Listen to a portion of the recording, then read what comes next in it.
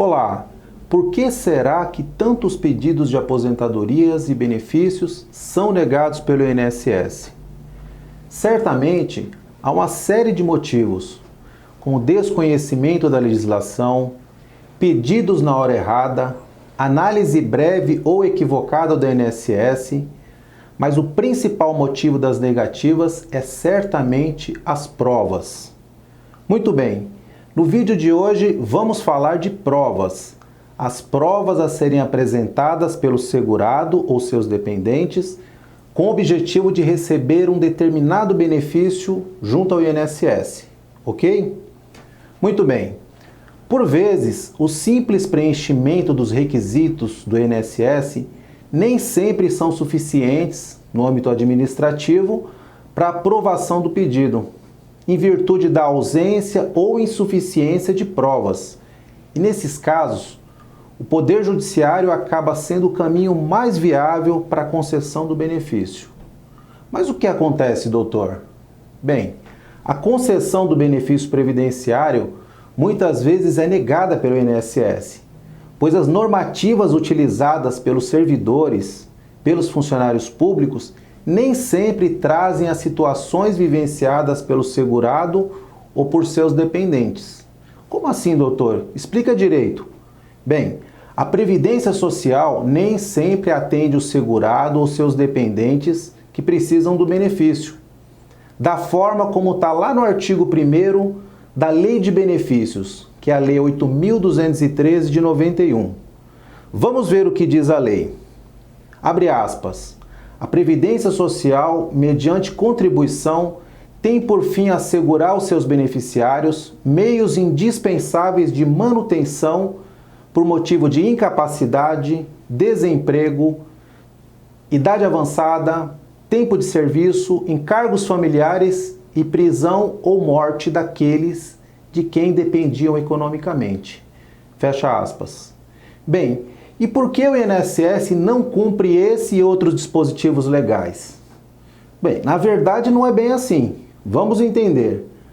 O não atendimento dessas normas ocorre muitas vezes porque o INSS restringe-se a reconhecer apenas as situações apresentadas em suas normativas. Os órgãos da administração pública são legalistas. Eles devem cumprir o que dita a lei, de forma estrita e literal. Muitas vezes, deixam de conceder os benefícios previdenciários, em muitos casos, pelo simples fato de não alcançar a previsão legal, ou por falta de provas. Dá um exemplo, doutor. Vamos lá. Um cidadão pede um BPC-LOAS, mas a sua renda familiar ultrapassa 1/4 do salário mínimo. Certamente esse benefício será negado por ultrapassar o que prevê a lei. Nesses casos, o Poder Judiciário torna-se uma das soluções para o segurado ou para os seus dependentes para receber um determinado benefício, pois conta com os princípios constitucionais, como o devido processo legal, a ampla defesa, tudo para respaldar essa solicitação. Bem, trocando em miúdos, na Justiça é possível apresentar uma gama maior de provas com boa aceitação e ainda tem o lado da interpretação do juiz, o que é decisivo em muitos casos. Bem, o sucesso do pedido depende muito da convicção do julgador, que irá decidir o processo judicial baseado em provas dos fatos alegados pelo autor na ação, que poderá comprovar com provas documentais, testemunhais e periciais. Bem, o segurado, por ocasião do pedido de concessão do benefício junto ao INSS, muitas vezes ele enfrenta um verdadeiro obstáculo para comprovar os requisitos exigidos pelo INSS, o que culmina muitas vezes com o indeferimento da sua solicitação. Ainda mais agora, em época de pandemia, as dificuldades para obtenção aumentam demais. Bem, o pedido do segurado, seja pelo INSS, seja pela Justiça, requer que alguns requisitos sejam preenchidos, ou seja, que existam provas para a concessão do benefício. Para tanto, a apresentação das provas torna-se necessária, ou melhor, obrigatória, para que o benefício do segurado seja concedido. Bem, voltando a falar das 3 espécies de provas admitidas: documental, pericial e testemunhal. Pois bem, a prova é de suma importância em qualquer ramo do direito, podendo ser aceita qualquer uma das 3. Vamos entender uma a uma, ok? A prova documental, ela tem por objetivo comprovar os fatos passados e que serve como subsídio para a concessão do benefício previdenciário ao segurado e os dependentes. Vamos destacar, por exemplo, carteira de trabalho, o CNIS, o PPP, os exames médicos, as receitas, guia de internação e etc.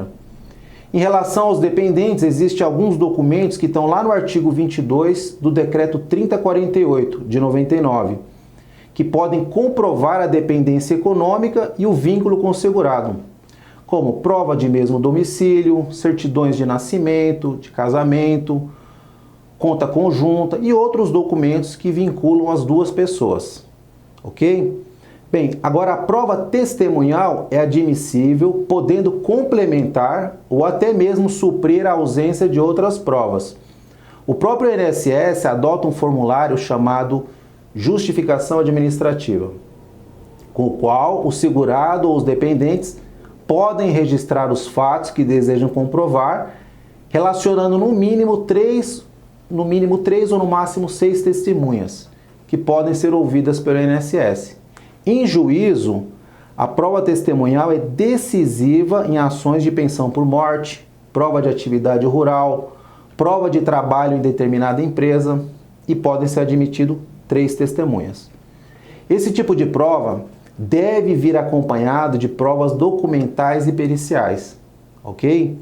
A prova pericial. A prova pericial ela exige conhecimentos técnicos, havendo a necessidade da realização de exame dos fatos por profissionais habilitados, que irão elaborar um laudo pericial para auxiliar o juiz na tomada de decisão, como nos casos de auxílio-doença, aposentadoria por invalidez, BPC, LOAS e outro que você já conhece.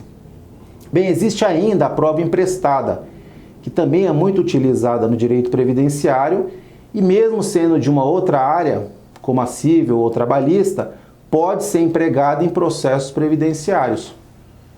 Como, por exemplo, provas emprestadas de ações trabalhistas que podem ser usadas em aposentadorias, revisões, certo? A prova emprestada, muitas vezes, ela é útil para os casos em que a empresa fechou ou faliu, ou casos em que o segurado perdeu os documentos.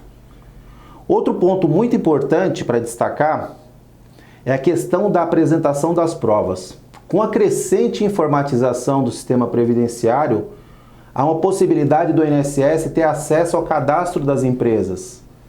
Essa medida poderá contribuir muito com o segurado, que deixará de apresentar algumas informações para o INSS. Isso vai facilitar a sua vida, pois muitas vezes ele não possui toda a documentação exigida pelo INSS e nem consegue obter. Concluindo toda essa nossa conversa aqui, os benefícios previdenciários podem ser concedidos aos segurados e aos dependentes através do requerimento administrativo, desde que sejam os requisitos cumpridos. Mas, inúmeras vezes, os benefícios são negados por falta de provas para essa concessão.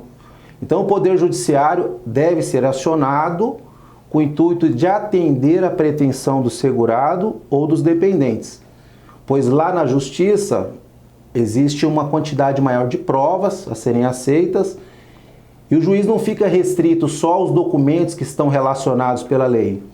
Assim, o julgador ele terá maior respaldo para proferir a sua decisão, ok? Visto que a produção de provas ela não tem tantas restrições como ocorre no INSS.